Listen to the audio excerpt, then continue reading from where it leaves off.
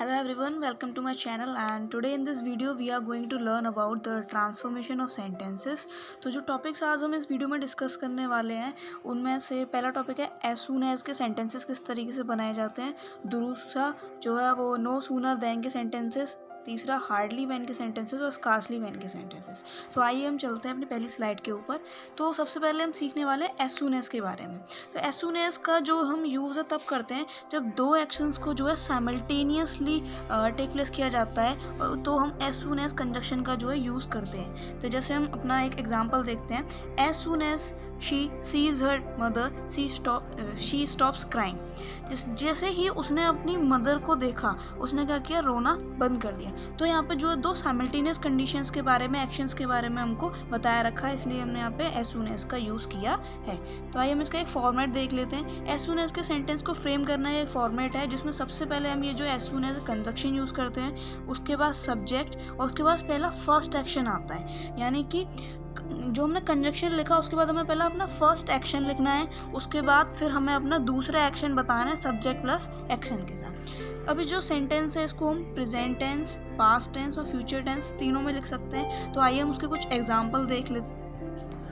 तो जो पहला सेंटेंस है हमारा वो प्रेजेंट टेंस में, तो जिसमें ऐसा सेंटेंस लिखा हुआ है जैसे as soon as he sees other children he becomes playful. कि जैसे ही उसने अदर बच्चों को देखा, अदर चिल्ड्रंस को देखा, वो भी प्लेफुल हो गया। तो यहाँ पर उसने दो एक्शंस के बारे में हमें बता रखा है, यानी कि पहला कि उसने बच्चों को देखा और दूसरा कि वो कैसा हो जाता है, प्लेफुल हो जाता है।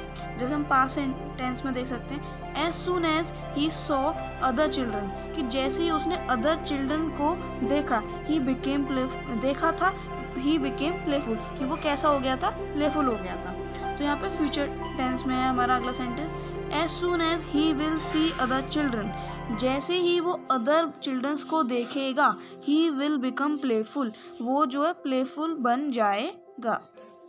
तो जैसे आपने इन तीनों सेंटेंसेस में देखा कि जब हमें प्रेजेंट टेंस बनाना था तो जो हमारे दोनों एक्शंस थे उनको हमने प्रेजेंट में रखा था। जब पास्ट टेंस को बनाया तो दोनों एक्शंस को हमने पास्ट में ले लिया, और जब फ्यूचर टेंस को बनाया तो दोनों जो हमारे एक्शंस थे उनको फ्यूचर में ले लिया।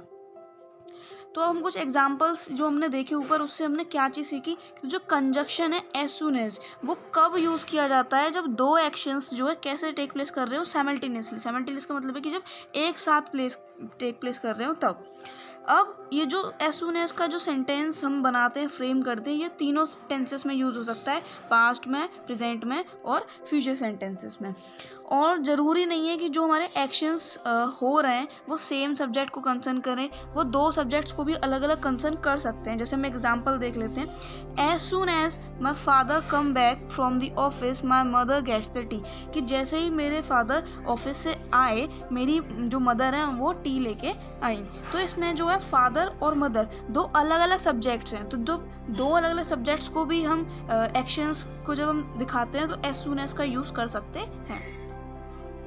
अब बारी आती है हम नो सूनर और देन वाले सेंटेंसेस को कैसे फ्रेम किया जाता है। तो ये जो नो सूनर जो हमारा कंजक्शन होता है ना, ये भी साइमल्टेनियस एक्शंस के लिए ही होता है, और एज सून एज का ये जो है नेगेटिव होता है। एज सून एज में आपने देखो कहीं भी नॉट, नो, ये सारी चीज़ें नहीं थी, लेकिन जैसे आप नो सूनर देन वाले में सेंटेंसेस में देखते हैं कि नो, तो नो यहाँ पे क्या दर्शाता है, एक नेगेटिव चीज़ को दिखाता है। तो एज सून एज का जो नेगेटिव फ्रेम होता है उसी को हम नो सूनर देन से बनाते हैं।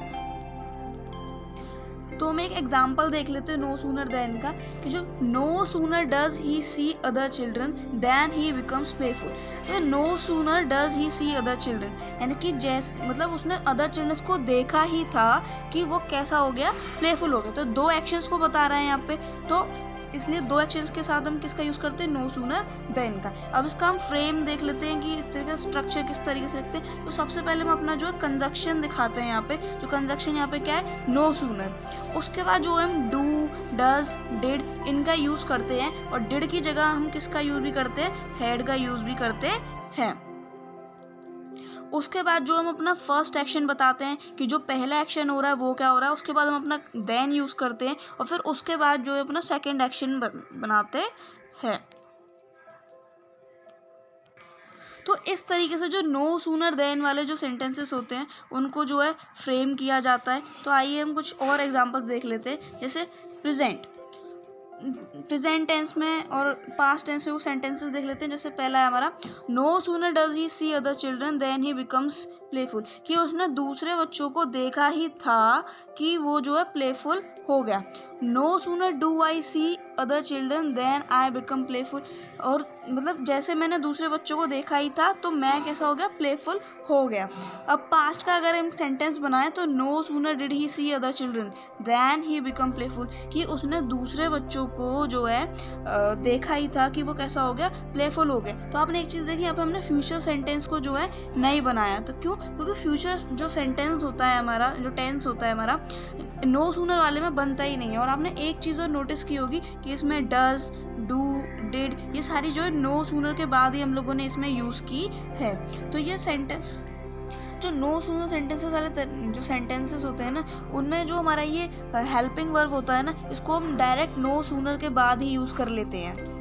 तो आइए, जैसे हमने जो एग्जाम्पल देखे 3, उनसे कुछ कंक्लूजन निकालते हैं। तो पहला कंक्लूजन क्या निकलता है कि जो नो सूनर वाला देन वाला जो टेंस होता है, सेंटेंस होता है, उसको सिर्फ हम प्रेजेंट में और पास्ट टेंस में यूज़ करते हैं, फ्यूचर में नहीं करते। इस सेंटेंस में भी जैसे एज सून एज वाले में 2 एक्शन साइमल्टेनियस टेक प्लेस कर रहे थे, तब बनाते थे उस फ्रेम को। तो नो सूनर देन में भी जब 2 एक्शंस को हम साइमल्टेनियसली टेक प्लेस कराते हैं ना, तब इसको हम यूज़ करते हैं। और जो नो सूनर है उसको हम कभी भी व्हेन के साथ फॉलो नहीं करते। इसमें जो हमेशा वर्ड यूज़ होता है वो होता है देन, कभी भी व्हेन यूज़ नहीं करना है। और इसमें डज, डू, डिड, ये जो वर्ड्स है ना, इन हेल्पिंग वर्ब है, इनके द्वारा ये जो फॉलो किया जाता है। कभी कभी हम क्या करते हैं, ये तो जैसे मैंने आपको बताया कि डू, डज, डिड के साथ हम किसका यूज़ कर लेते हैं, हैड का यूज़ भी कर लेते हैं डिड की जगह पे, क्योंकि इससे प्रेजेंट में और पास्ट में है। तो प्रेजेंट में हमारा एक डू हो गया प्लूरल के लिए, और सिंगुलर के लिए हमारा हो गया डज। लेकिन अगर हमें पास्ट में बनाना है तो उसके लिए हमारा क्या होता है, डिड, और इसकी जगह हम क्या यूज़ कर सकते हैं, हैड। अगर हम डिड यूज़ करते हैं तो फिर हमें वर्ब की जो है फर्स्ट फॉर्म यूज़ करनी होती है। हैड का यूज़ करते हैं तो वर्ब की हमें थर्ड फॉर्म यूज़ करनी पड़ती है। तो जब हम हैड हेल्पिंग वर्ब का यूज़ करेंगे तो उसके साथ हमें वर्ब की थर्ड फॉर्म यूज़ करनी पड़ेगी।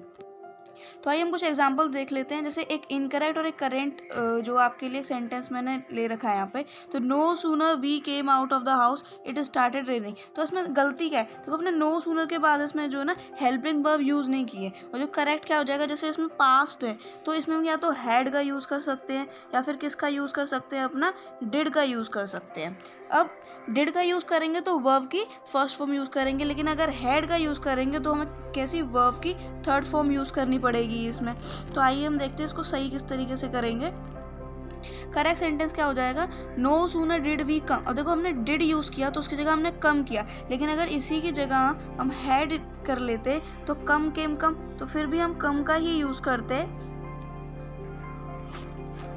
अब कम का यूज़ क्यों करते हैं, क्योंकि कम जो एक ऐसी हेल्पिंग वर्ब है जिसका जो वर्ब की फर्स्ट फॉर्म होती है कम होती है, वर्ब की सेकंड फॉर्म केम होती है, लेकिन वर्ब की थर्ड फॉर्म दोबारा से कम हो जाती है। लेकिन अगर इसकी जगह कोई और वर्ब होती जैसे प्ले, तो second form played, third form भी क्या हो जाती, प्लेड हो जाती।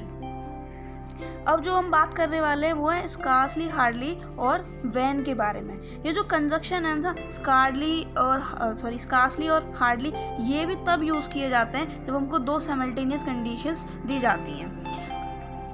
अब कुछ एग्जांपल्स देख लेते हैं। जैसे hardly had I called my mother when my bell rang, कि मैंने अपनी मदर को कॉल ही किया था जब बेल रैंग हुई थी। यानी कि 2 साइमल्टेनियस एक्शंस को यहाँ पे दिखा रहा है कि जब उसने कॉल किया था और जब बेल रैंग हुई थी। अब दूसरा एग्जाम्पल क्या है, scarcely had she finished eating when she got a stomach एक, यानी कि उसने खाना जो है ख़त्म किया ही था तब उसके पेट में दर्द हुआ था।